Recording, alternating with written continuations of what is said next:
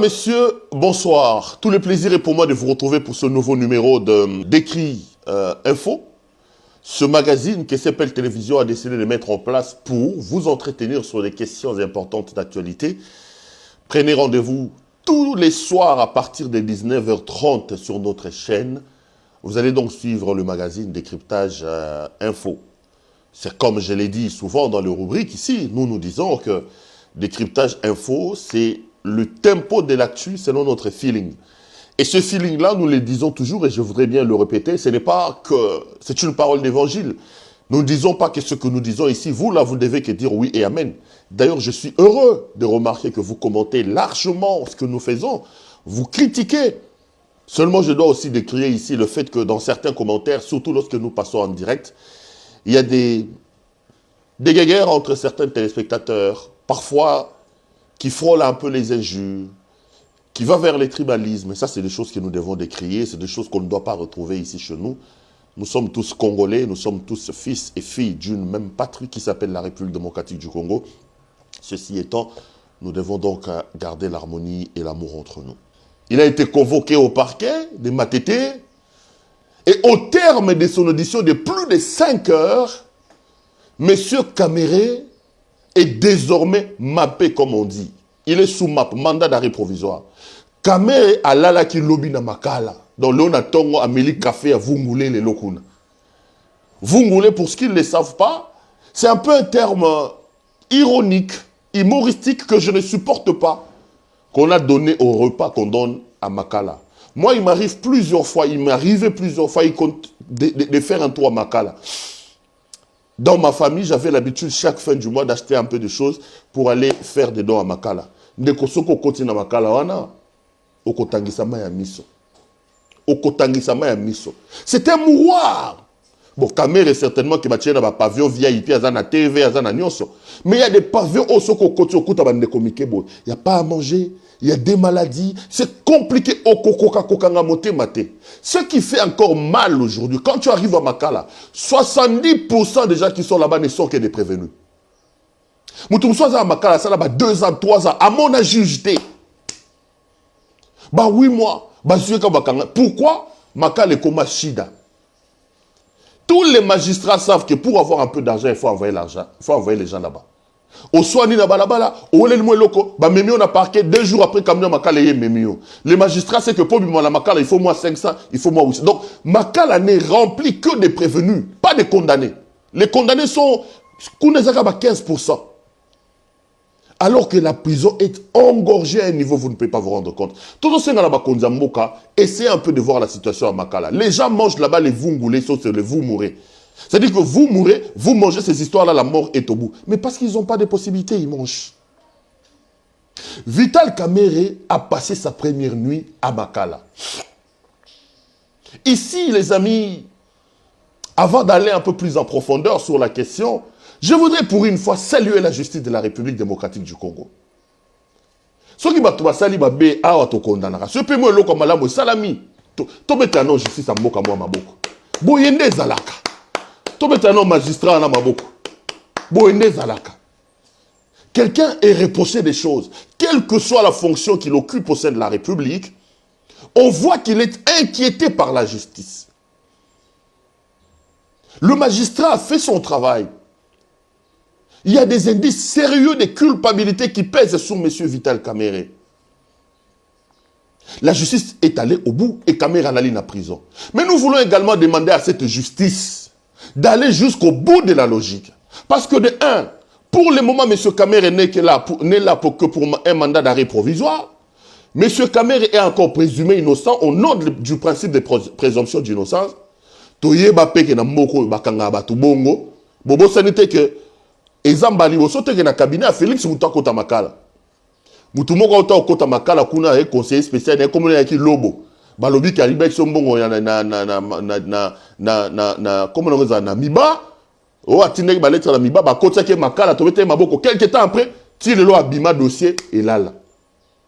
Nous voulons rappeler à la justice que au nom de la lutte contre la corruption et de la bonne gouvernance, dont est chantre M. Félix Tshisekedi, Tolingi dossier à Kamere Kendeti na Souka. tola mukate, oh non, Zaki moi distraction, caméra de liberté provisoire, Djamal a de liberté provisoire, Abimi Akei. Nous voulons que ces dossiers aillent jusqu'au bout. Que l'affaire soit fixée, que l'affaire soit appelée devant un juge, que M. Kamera apporte ses moyens de défense, que les autres apportent leurs moyens de défense, que le procès soit en direct à la RTNC. S'il est condamné, qu'il soit condamné et puni. Bon, ça va camouflage, la binoa bozara nangote. Et là, quand mi c'est Pélissingaï. Tant qu'on a l'obaka que le régime à Kabila est un régime à triste mémoire, bondima a été. Nous étions avec Kabila ici. Il avait un conseiller spécial chargé de la lutte contre la corruption, M. Luzolo Bambi. Ce gars nous a dit que par année, la République démocratique du Congo perd 15 milliards de dollars américains. Alors que lorsque Kabila quitte le pouvoir, il laisse les pays avec un petit budget de 3 milliards de dollars américains. Mais pendant les 18 ans de Kabila, aucun homme haut placé n'a été inquiété. Par plaisir. Kabila nous a dit lors d'un discours que désormais les Koulouna en cravate iront en prison. Il a dit que les portes de la prison sont désormais ouvertes pour des Koulouna en cravate. Mais pendant 18 ans, aucun Koulouna en cravate, aucun ministre, aucun direct, aucun ne se retrouvait en prison avec Kabila.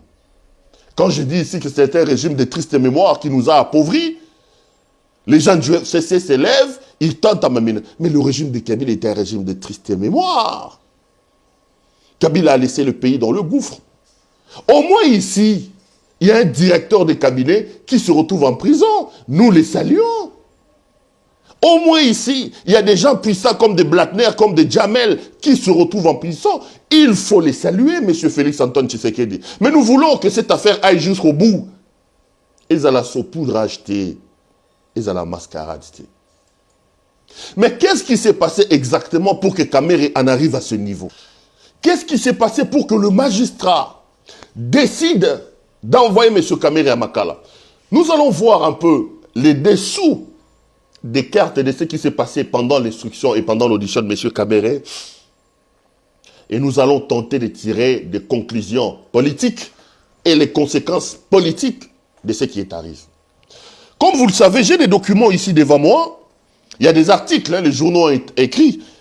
J'ai l'habitude de donner des sources. Pour qu'on ne dise pas que Perrault a diffamé et que demain je ne me retrouve plus dans le couloir. Il y a eu un crime parce que les journaux ont écrit. Certains journaux ont révélé les secrets de l'audition. Il y a un article que j'ai ici devant moi. Vous pouvez aller le chercher. Qui est apparu ce matin dans le couloir du journal, entre le couloir des cours et tribunaux. C'est un média en ligne. Il dit ceci. Que les faits reprochés à M. Kamere étaient trop accablants. L'article démontre que pendant plus de 5 heures, M. Vital a été confondu devant les évidences que le magistrat a mis sur sa table. Les cours et tribunaux citent un exemple. Il y en a beaucoup. Je vais relever les exemples. En croire le journal dans les couloirs des cours et tribunaux, je cite la source, ce n'est pas Perrault qui dit. Il relève par exemple une question. Il y a une belle sœur de Vital Kamere, dont le journal Télénon, parce qu'elle appelle Madame X, qui a bénéficié d'un contrat de 9 millions de dollars américains.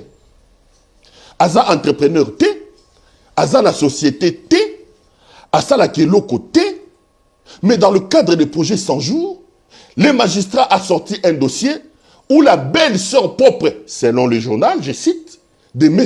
Kamere, a signé un contrat avec la République démocratique du Congo de 9 millions de dollars américains. Je vais vous lire d'ailleurs les lignes de l'article. Regardez comment le journal écrit ça. Le magistrat pose la question à M. Kamere. Vous connaissez-vous Madame X? Kamere dit oui, je la connais. Qui est-elle? Oh, c'est ma belle-sœur. Ça, c'est le journal qui dit, c'est l'article. A-t-elle une fonction officielle? Non, elle n'a aucune fonction officielle de la République. Naïbi ce Kamere Bossana qui a payé 9 millions. Comment alors a-t-elle signé un contrat de 9 millions de dollars américains pour le compte de la République? Le journal précise, silence radio. Kamera Kangai Bezal Kambakolobate. Ça, ce n'est qu'un exemple parmi tant d'autres journaux et relever les lots. 9 millions de dollars américains, les amis. Et quel est ma belle-sœur à Vital Kamerhe? Selon le journal. Bandeko. Pour avoir le vaccin de rougeole ici, Batoubaza Kokoufa, le Congo avait besoin d'1,5 million américains. Sous le régime de Félix, cet argent n'était pas sorti. Mais Kamerhe, il prend 9 millions de notre argent. 9 millions de notre argent. Il va donner à sa belle-sœur, qui n'a pas de fonction officielle. Je vous prends un autre journal, Katanga Post. Il révèle ceci. Il révèle que dans le dossier que le magistrat a, M. Kamerhe doit justifier plus de 300 millions de dollars américains. Et le journal révèle que, ce qui a solo, ce qui a l'Okuta, que les enfants, chacun avait sur son compte 10 millions, 10 millions, 10 millions. Si ce n'est pas exagéré quand même, ça ce n'est pas moi, c'est le journal. Il y a une image qui circule dans les réseaux sociaux où vous avez les gouverneurs de la province du Kasaï central, qui est un grand ami à moi, M. Martin Kabouya, que je salue en passant ici. Kabouya s'est plaint dans cette vidéo, gouverneur des provinces. Lorsque vous lisez les projets 100 jours, 32 millions de dollars américains avaient été sortis pour la province du Kasaï central. 32 millions de dollars américains. Kamerhe, sur les 32 millions de dollars, la province du Kasaï central n'a reçu même pas $1. Ce n'est pas moi, c'est le gouverneur des provinces qui se plaint. Et ces dossiers avaient été mis sur la table. Batouni Kamerhe, 32 millions yango et Bimaki. Na Kasaï, il y a par exemple une route, je crois que c'est la route Kananga, qui va vers Dimbelenge. Ça, c'est le gouverneur qui parle. 9 millions de dollars américains étaient prévus pour asphalter cette route-là. Pour arranger cette route qui se trouve dans un état de délabrement très avancé. Bandeko. Attaque au Kombola ya Pamba. Caméra Komboli Sangote. 9 millions de dollars pour la Kombo. Ah, ils ont attaqué semblant à Komboli. Kamerhe n'a pas fait ça. Et le gouverneur se plaint. 32 millions de dollars. Je parle de 32 millions de dollars américains. Étaient sortis pour la province du Kasaï central. Et la province n'a rien reçu. Les dossiers, Bacheli Kamerhe, mais ça va tourner Kamerhe. Mbongo Kewap, Bajourno Babi Kamerhe comme Kolia Monoko. On a mis sur la table les comptes privés de M. Kamerhe. Ça, c'est encore le journal qui le dit. L'argent était logé sur un compte public à la Robank. Kamerhe a ouvert des comptes privés à son nom. Certains en Grèce, d'autres en Afrique du Sud et ici à Kinshasa. Et il y a des preuves, le magistrat a mis sur la table, des preuves de virements. 20 millions de dollars et l'on a un compte à trésor public et qu'il y a un compte privé à M. Kamerhe. 30 millions et l'on a un compte public qui est à l'État et qu'il y a un compte à M. Kamerhe na Grèce. Dans les couloirs des cours et tribunaux annoncent que des centaines de millions de dollars américains ont pris une destination inconnue. Là, je suis encore au niveau de ce qui s'est passé au tribunal. Bandeko, les faits sont accablants. Les faits sont accablants. Ndeko Kamerhe balobi a commis baba. Babi misi dossier et ke wap baba. Babi misi oy balobi magistrat za tala na pul. Moi na maya lié na ndenganko. Messieurs les pacificateurs, les faiseurs de rois, comme ces apôtres aiment bien l'appeler. J'ai discuté avec beaucoup de gens de Vital ce matin, avec beaucoup d'hommes politiques. Il y a une chose qui sort dans l'unanimité. Vital a tout simplement Assalinko. On se demande comment est-ce qu'il a volé comme ça, entre guillemets, comme les journaux le démontrent, en amateur. Il y a des traces indélébiles. L'argent qui quitte le trésor public, qui va sur un compte privé estampillé Vital Kamerhe. L'argent qui quitte les comptes publics, ça c'est Scoop RDC qui le dit, qui quitte les comptes publics, qui va dans un compte privé en Grèce, estampillé Vital Kamerhe. Les magistrats ont sorti tous ces dossiers, tous ces virements, il a mis sur la table. M. Kamerhe n'avait aucune explication à donner. Les faits sont graves. Mais pourquoi nous en sommes arrivés là? Je reste encore, avant de parler des conséquences politiques de cette affaire. Dans l'instruction de cette affaire, Vital ne croyait pas que ça allait prendre ces rebondissements. Tout le monde pensait que c'est une blague. Et Bandanaoka a boyepé Soukaka. Lorsqu'ils ont arrêté M. Blackner, qui est un Américain, ils ont arrêté Jamal, le fameux monsieur Okame, il appelle ça soi-disant 57 millions. Ils ont arrêté Sakrini Moutima. Ils ont arrêté le Belge Tillmans, le DG de la Robank. Leurs ambassades sont arrivées parce que c'est des pays organisés. On parle notamment de M. Blackner. L'ambassade des États-Unis d'Amérique, qui est de nationalité américaine, l'ambassade, la section juridique de l'ambassade des États-Unis d'Amérique est arrivée pour s'enquérir de la situation. Blackner, devant les consuls, devant le département juridique de l'ambassade des États-Unis, il a sorti tous les documents. Il a dit, voilà la situation. Ça, c'est Caméré, ça, c'est ça, ça, ça. Le Liban a fait pareil parce qu'il faut que je vous rappelle que M. Jamal est âgé aujourd'hui de 82 ans. C'est un papy. Son pays s'inquiète qu'un papy de 82 ans se retrouve en prison. Et il a sorti tous les dossiers. Ça, c'est pas moi, ça, c'est Caméré. M. Tillmans de Robank a été licencié par sa banque. Je rappelle qu'il était directeur de la Robank. Il était président de l'association des banquiers de la RDC. Il était président du département banquier de la Fédération des entreprises du Congo, la FEC. Et la Robank vient de le licencier pour faute lourde. C'est-à-dire, sans indemnité de sortie, pas de décompte final.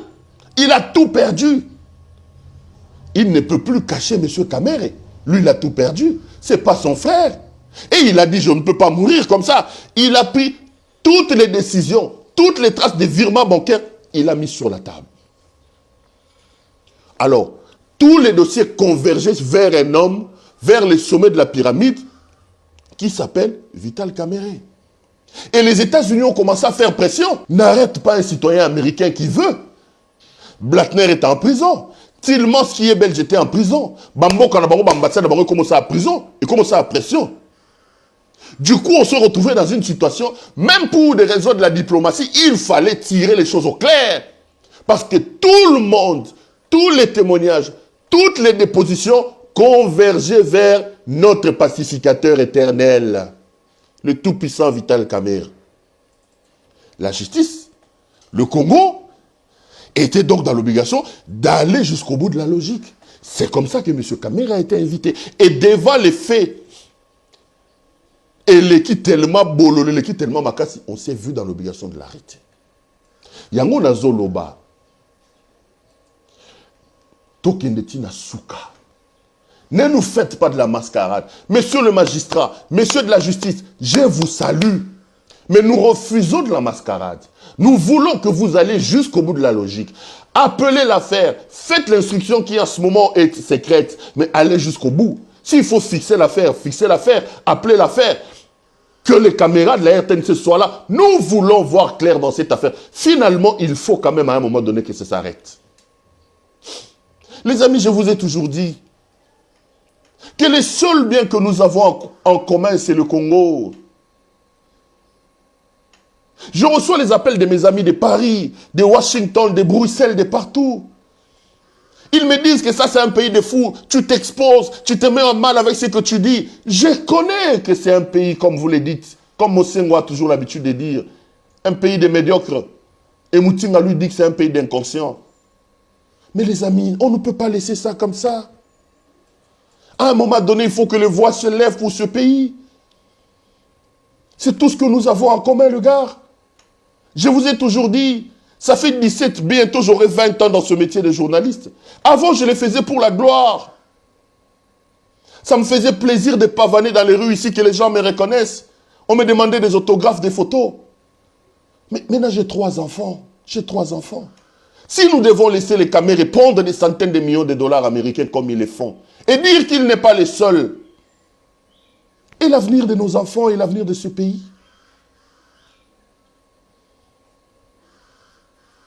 Faut-il que nous laissions le Congo se mourir comme il est en train de faire là, Où faut-il qu'on ait un peu de courage, qu'on élève la voix pour qu'on dise non les amis, ce que vous faites ce n'est pas bon. Pensez à nous, petit peuple, pensez à nos enfants, pensez à leur avenir. Les 9 millions selon le journal que Kamere a donné à sa belle-sœur gratuitement comme ça peut faire combien dans le pays? 9 millions, ça peut arranger Maman et Molgar. 9 millions de dollars, ça peut construire combien de routes? Ça peut faire combien de puits pour que les gens aient de l'eau potable? 9 millions de dollars. Je ne parle que de ça. Aimons ce pays. Nous avons coronavirus aujourd'hui. Le Congo n'a pas 50 masques respiratoires. Le Congo n'a pas d'appareil respiratoire. Nos hôpitaux sont creux, sont vides. Les gens sont en train de mourir parce qu'il n'y a pas de masques. 9 millions de dollars que Kamere a donné en cadeau à sa belle-sœur. Ça peut nous acheter combien d'appareils respiratoires? Quelle inconscience! Qu'avons-nous fait au bon Dieu pour se comporter comme ça? Je pense qu'il faut que les esprits éclairés élèvent la voix, le gars. Je pense qu'il faut que les gens parlent pour ce pays. Je pense qu'il faut que les bons esprits se lèvent, que vous soyez en France, en Belgique, que vous soyez où aux États-Unis, qu'on soit ici au Congo. Il faut que les voix se lèvent pour dire non, assez, non, pas ça, c'est notre pays. Et je voudrais que par ma voix, que ce cri de cœur, que ce cri d'alarme, avec larmes, soit entendu. Non! On ne peut pas accepter que Kamere se réveille comme ça, qu'il pille au vu au-dessus de tout le monde le Congo. Et il n'est pas le seul. On vous parlait de 200 millions de la Gécamine récemment. Et curieusement, dans ce pays, les vols et les détournements, c'est toujours en termes de millions de dollars américains. Non, les amis. Non, les amis. Pas ça. Réveillons-nous. Partout où nous sommes. Réfléchissons sur ce que nous pouvons faire. Chacun dans ce qui lui concerne. Moi, je suis journaliste. J'apporte ma voix pour que le Congo se redresse. Vous aussi, partout, vous êtes dans ce que vous faites. Réfléchissez sur ce que vous pouvez faire. Si on peut avoir une personne, 2, 3, chacun se lève. Ces gens ici qui nous dirigent auront peur de nous et nous pourrons par nous-mêmes redresser le pays. Je reviens sur l'affaire Kamere. Je vous donne les dessous du cadre, même si on sait que l'instruction préjuridictionnelle est secrète. Donc, les dessous des cartes, yangoana. Mwana mai aliena nenga bosoto. Mwana mai ba ekanga miawa. Les traces sont accablantes. On parle de plusieurs dizaines de millions de dollars américains que Kamere aurait détourné et qu'il doit justifier. Magistrat Tale Abinogo, Kende Makala. Alali na Makala, Mère Amida, Mbetoyele Gaillard Lelo, Nogo Léo Natongo, Amélie Kafena Yavungule, il faut yebisa biso mbongo ekiwapi. Bumoni linga na ngandenge zaka. So na omolo ba makambo boy linga ya gelenge.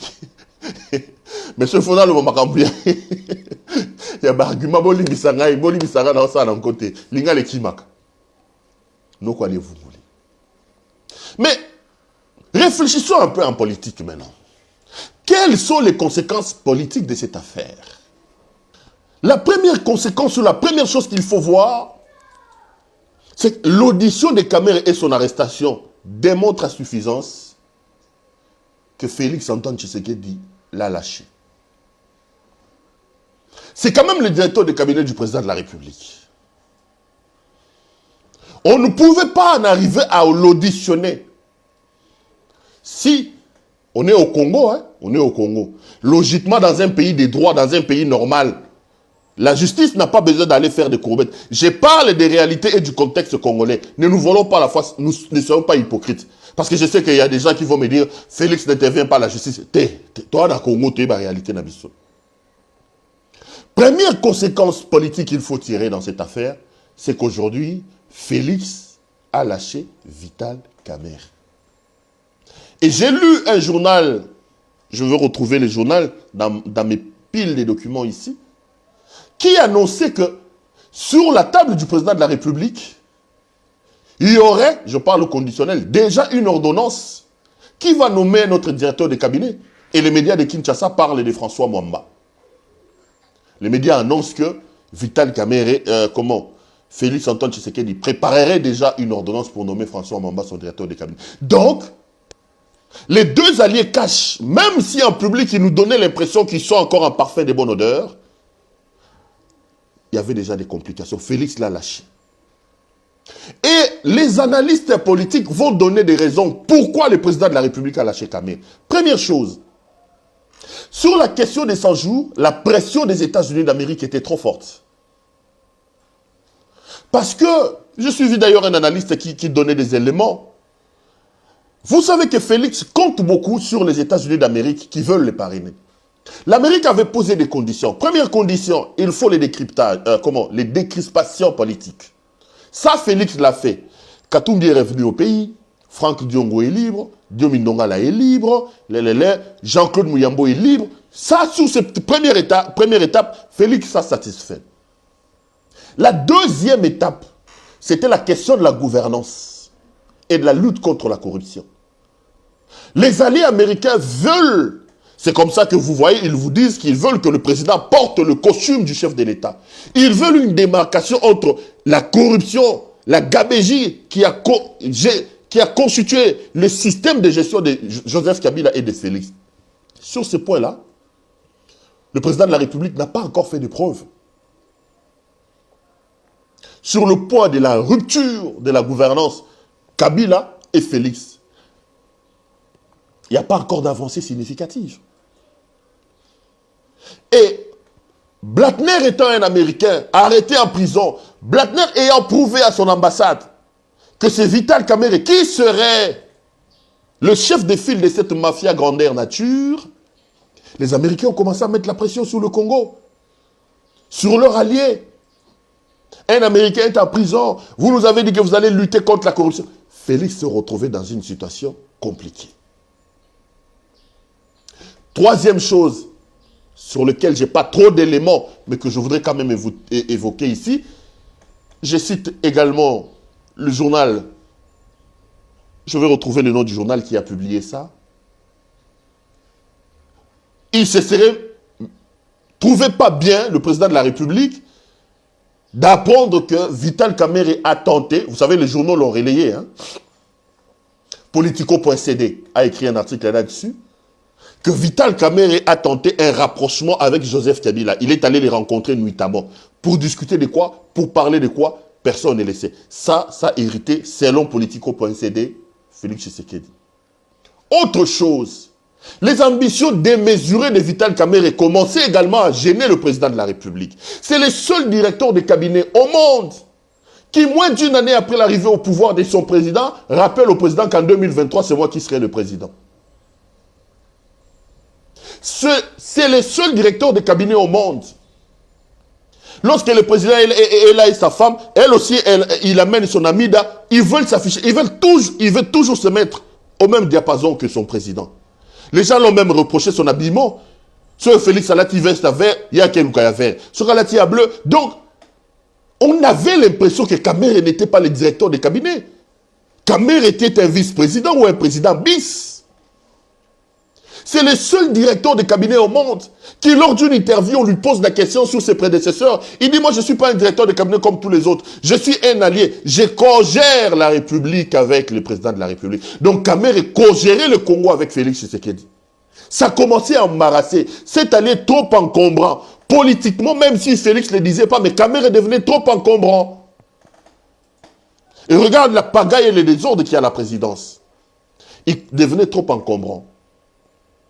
Et enfin, les relations tumultueuses, tendues de Vital Kamerhe avec les proches de Félix. En commençant par l'UDPS. Vous le savez, quand Vital Kamerhe et l'UDPS, le parti de Tshisekedi, ça ne colle pas. L'UDPS estime que Kamerhe est là pour se remplir les poches. L'UDPS estime que Kamerhe ne va pas aider le président. À la présidence, tous les proches de Félix sont en contradiction, en conflit avec Vital Kamerhe. Ça devenait un peu trop. Le cocktail commençait à être explosif autour de Félix. Et cette histoire de 100 jours, à mon point de vue, lui a donc donné l'occasion de se séparer de ce monsieur encombrant. Il a lâché Vital Kamerhe. La première conséquence politique qu'il faut tirer dans cette affaire, c'est le fait que l'audition et l'arrestation de Kamere est une preuve vivante que Félix a lâché. Donc le mariage entre les deux tourtereaux du cash ne fonctionnait plus. Félix l'a lâché. J'ai appris que les mandataires, que le ministre de l'UNC avait pris l'engagement que ce Bakangi Kamere va démissionner. Bon démissionner, papa, bon démissionner. Bakangi, bon démissionner. Les Molendo Sakombi, les Billy Kambal et tout ce monde-là veulent démissionner pour mettre la pression. Et Zalakate, il y a des preuves contre lui. Les magistrats pensent qu'il y a des indices sérieux de culpabilité. Vous pouvez mettre la pression sur la justice, vous voulez... Talabango, malgré Corona, Talande Batondagi na parquet. Pourquoi nous l'avons dans la prison? Et Zalakate. Donc, Félix a véritablement lâché Vital Kamere. J'ai l'impression qu'il a saisi cette occasion pour se débarrasser de lui. Kamere était devenu trop encombrant autour de Félix. Il a saisi l'occasion pour le lâcher. Parce que je ne vois pas ici au Congo, je ne parle pas de Paris, je ne parle pas de la Belgique, où la justice peut faire ce qu'elle veut, où la justice a vraiment les mains libres. Ici au Congo, un magistrat convoquait un directeur de cabinet du président de la République, décider de son arrestation et même de son envoi en prison sans que le président de la République ne dise un mot, donc c'est la preuve. La deuxième situation maintenant politique qui va se poser, ça sera l'après Vital Kamere, parce que là, Vital, c'est la descente aux enfers. Hein. L'éternel pacificateur est politiquement couille. Hein. Je ne vois pas même en 2023 comment il va se présenter. On va voir comment l'affaire va évoluer. Comment le président de la République, dans sa casquette d'homme politique, du cash, de l'UDPS, va-t-il gérer cet après-Kamere? Parce que désormais, Félix aura une guerre politique que l'UNC va monter. Déjà que l'UNC et l'UDPS sont en conflit, qu'ils ont toujours fait un effort pour donner l'impression que ça va, mais dans le fond, maintenant que Kamere est en prison, l'UNC va se dire qu'on a été trahi, on a été lâché par le président de la République. Et la guerre qui était larvée, la guerre qui était silencieuse, va devenir une guerre ouverte. Aujourd'hui, les grands bénéficiaires de cette situation, c'est Kabila. Parce que pendant toute cette guerre qu'il y aura désormais entre l'UNC et l'UDPS, on ne parlera plus du FCC, on ne parlera plus de Kabila.